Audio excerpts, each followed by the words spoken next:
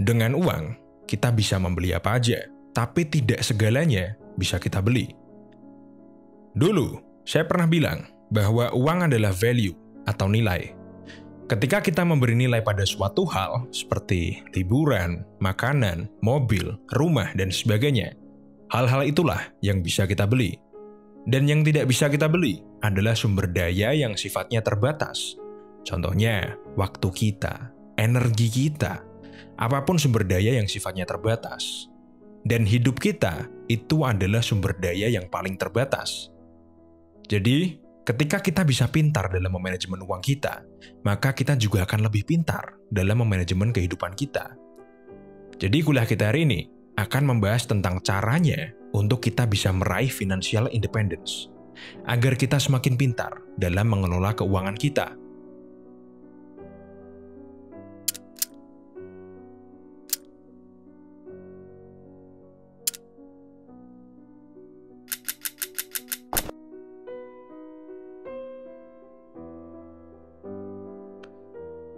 Kesalahan-kesalahan yang saya lihat ketika ada orang yang tanya pada saya tentang cara memanajemen uang mereka, yaitu mereka selalu minta saran tentang sebuah produk atau taktik. Misalnya, Pak, bagusan saya pakai aplikasi A atau aplikasi B? Pak, bagusnya saya invest ke saham atau ke kripto? Dan taktiknya gimana, Pak? Jadi, poin pertama yang akan kita bahas adalah akar dari segalanya. Sekarang, kita coba membayangkan sebuah pohon. Hal pertama yang terlihat adalah daun, kan? Dan begitulah, produk dan taktik itu seperti daun, bagian yang paling luar dan yang paling terlihat. Selanjutnya, kita akan bahas akar. Akar dari pohon tersebut adalah value kita, bisa jadi personal value, hal-hal yang paling penting di kehidupan kita, atau apapun itu. Lalu dari akar itu, kita akan naik ke batang pohon. Batang pohon bisa diibaratkan filosofi dalam kehidupan kita. Kehidupan yang ingin kita jalani, atau kehidupan yang selalu kita impikan. Nah, dari filosofi itu, pasti akan selalu muncul yang namanya tujuan. Jadi kalau kamu nggak punya tujuan, berarti kamu nggak punya filosofi hidup, dan kamu masih berada di akar aja. Saran saya, sirami dan rawat terus akar itu, sehingga batangnya akan tumbuh, dan kamu bisa menemukan filosofi hidupmu. Lalu, dari batang itu akan muncul ranting-ranting, yang bisa kita ibaratkan dengan strategi. Bisa strategi dalam mengatur finansial atau strategi apapun itu. Nah, setelah kita tahu filosofi hidup kita juga tahu tujuan-tujuan kita akan menciptakan strategi tentang bagaimana caranya kita bisa mencapai tujuan-tujuan itu.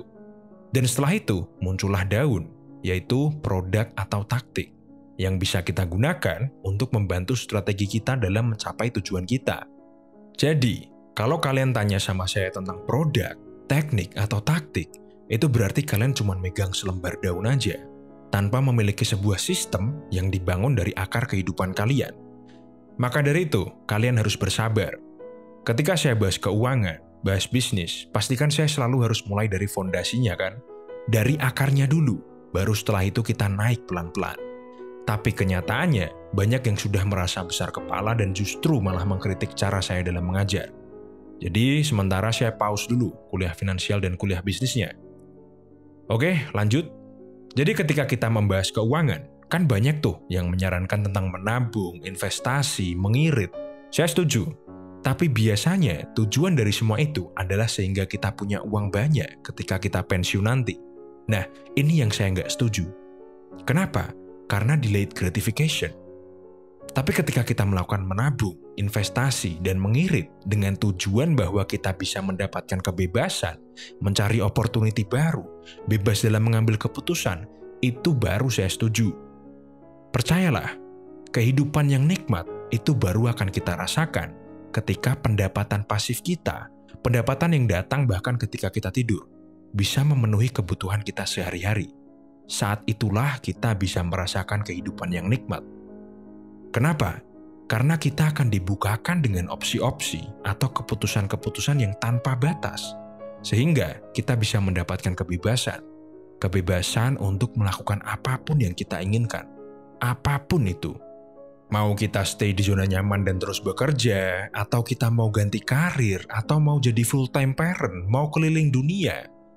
Jadi apapun keputusan kita, apapun pilihan kita tidak perlu pusing-pusing untuk memikirkan nanti kita hidup pakai uang apa. Nah, poin selanjutnya, tujuan untuk bisa mempunyai passive income yang bisa memenuhi kebutuhan kita, saya rasa semua orang harus punya tujuan itu. Nah, caranya untuk mencapai itu, mencapai financial independence, kalian hanya perlu melakukan 3 langkah. Yang pertama, tingkatkan pendapatan kita.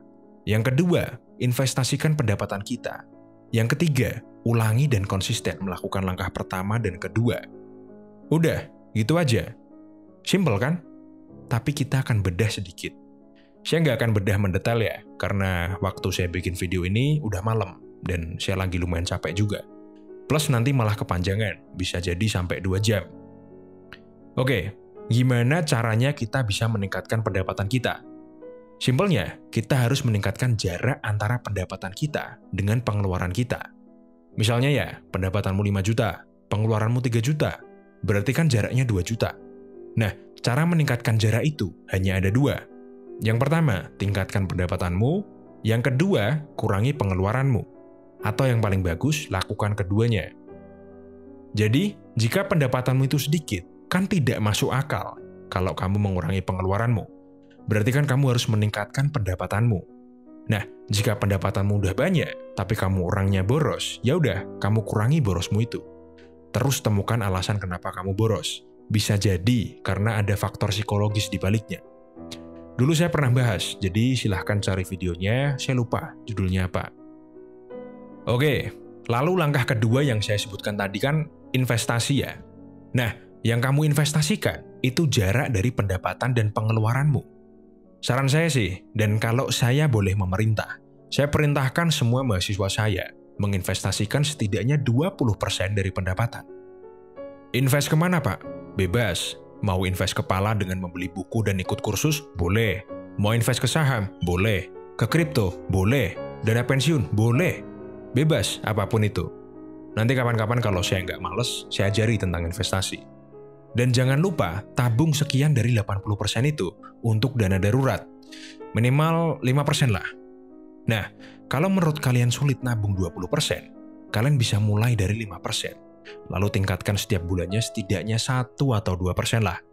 Mungkin akan memakan waktu bertahun-tahun ya, tapi percayalah, tidak akan sia-sia. Nah, yang ketiga, ulangi atau konsisten. Apa yang akan kita lakukan, itu sifatnya eternity. Sepanjang masa, sepanjang hidup. Bukan yang bersifat instan, cuman perlu setahun, sebulan, atau bahkan semalam. Oke, sebelum saya tutup, saya mau membagikan alasan kenapa saya ingin punya pendapatan banyak. Alasan pertama, dunia itu tidak bisa diprediksi. Selalu ada kejadian yang membuat dunia itu tidak stabil. Contoh aja, dari mulai perang dunia, krisis ekonomi, pandemi, dan berbagai kejadian-kejadian yang bersifat global. Apalagi ditambah dulu waktu saya masih kecil, bapak saya ini sering dapat tugas di daerah konflik. Setiap malam saya khawatir, kalau bapak saya gugur di medan perang, gimana nasib keluarga saya? Apalagi saya cowok satu-satunya di rumah. Jadi ya, saya harus bisa jadi tulang punggung. Itu alasan pertama, yang menurut saya tidak begitu penting juga, tidak begitu berpengaruh. Nah, alasan yang kedua, alasan yang paling berpengaruh bagi saya ya, simple. Saya ini malas kerja. Jadi ya, tujuan saya ingin memiliki banyak sumber pendapatan, sehingga saya tidak perlu kerja. Atau sesegera mungkin saya bisa berhenti bekerja. Dan saya ingin bebas melakukan apapun. Goal saya sih, tujuan saya pengen financial freedom sebelum saya umur 40 tahun. Jadi di umur 40 saya udah nggak bekerja. Oke, sekian dari kuliah kita hari ini. Jangan lupa like, share, dan subscribe.